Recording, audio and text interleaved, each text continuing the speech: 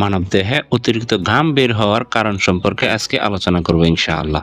যেমন বিভিন্ন কারণে সাধারণত মানবদেহে এরকম অতিরিক্ত ঘাম বের হয়ে থাকে। তার মধ্যে উচ্চ রক্তচাপ অর্থাৎ হাই প্রেশার থাকলে, কিডনি রোগ থাকলে, শরীরে ভিটামিন ডি এর ঘাটতি থাকলে, ডায়াবেটিসের কারণে, শরীরে অতিমাত্রায় চর্বি বৃদ্ধি পেলে, থাইরয়েডের কারণে, অতিরিক্ত গরমের কারণে, তাছাড়া কোনো কারণে দুশ্চিন্তা বেড়ে গেলে, অনেক সময় বিভিন্ন হরমোনের ব্যালেন্সের কারণে এরকম মানবদেহে অতিরিক্ত ঘাম হয়ে থাকে। হাই গাইস, এরকম তথ্যমূলক ইম্পর্টেন্ট ভিডিওটি প্লিজ লাইক শেয়ার করতে বলবেন না।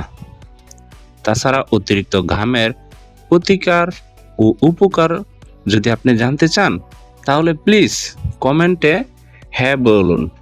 Thanks for watching. Best of luck.